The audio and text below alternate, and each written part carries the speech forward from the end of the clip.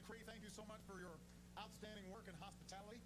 I actually visited this plant about 3 years ago. I was still running for office. Somebody in the plant showed me a picture of the two of us together, and I looked so much younger then. But so it's true, I've got a lot more gray hair now than I did the last time I visited, but I have a better plane, so it's a fair trade. That day, a wonderful man gave me a heck of an introduction. He introduced himself by saying, "I am a Cree employee, and I help build the most energy-efficient LEDs in the world. That's what I do." And his name was David Jones. David's the guy with the paper. Where's David? David must be there. Is David back there?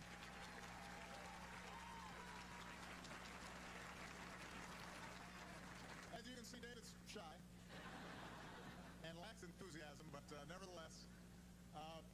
So I got to see David on looking at the new LED production line, which he now runs, by the way.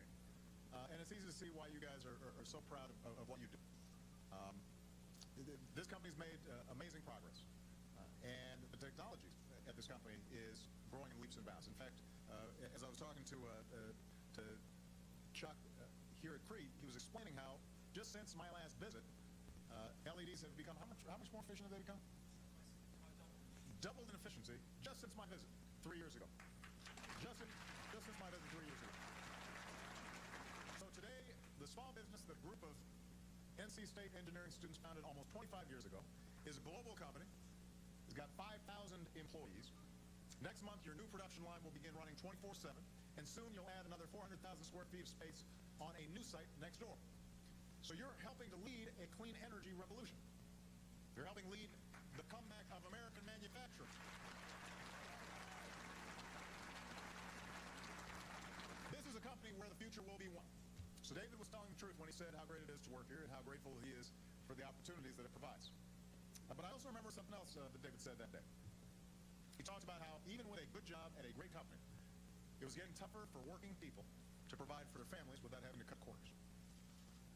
What he said was, where am I squeezing that balloon to make sure that my family has a life, that we're moving forward, that we're progressing? Now that was in 2008, before the financial crisis, before the bottom fell out of the economy, before a vicious recession that made things that much tougher for working families. So the world has changed since the first time David and I met. And for a lot of our friends and neighbors, that change has been painful. Today, the single most serious economic problem we face is getting people back to work. We stabilized the economy. We prevented a financial meltdown. An economy that was shrinking is now growing. We've added more than 2 million private sector jobs over the last 15 months alone. But I'm still not satisfied. I will not be satisfied till everyone who wants a good job that offers some security has a good job that offers security.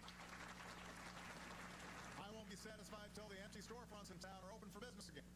I won't be satisfied until working families feel like they're moving forward again, that they're progressing again. That's what drives me every day when I walk down the Oval Office. You, your families, your jobs, your dreams, and everything it takes to reach those dreams. Now, our economic challenges were years in the making, and it'll take years to get back to where we need to be. But for all the hits we've taken, we are still America. We've got the largest economy in the world, we've got the best workers in the world, we've got the finest universities in the world, we've got the most successful companies in the world. We've got everything we need to help our workers adapt and to help our fellow Americans through this tough period. But it's going to take all of us working together. The private sector, government, non-for-profits, academia, and that's what I came back to Cree to talk about today. I brought some folks with me. I travel with a bigger entourage these days than I did 3 years ago. So the group I brought today is a group called the Council on Jobs and Competitiveness.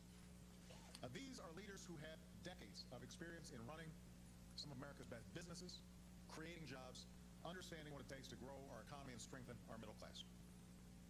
They come from the business sector, but also labor, universities. Most importantly, they come from outside Washington. And they've decided to dedicate their time and energy to this singular task. How do we create more jobs in America? And by the way, we put this together many months ago.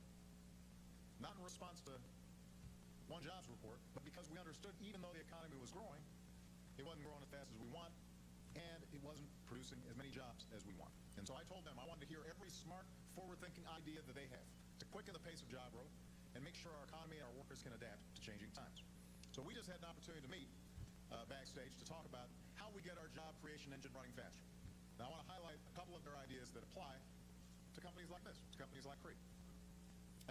The advanced manufacturing that you do here requires skilled workers. And you guys are lucky. You've got excellent schools nearby, like UNC and NC State and Duke, Reggie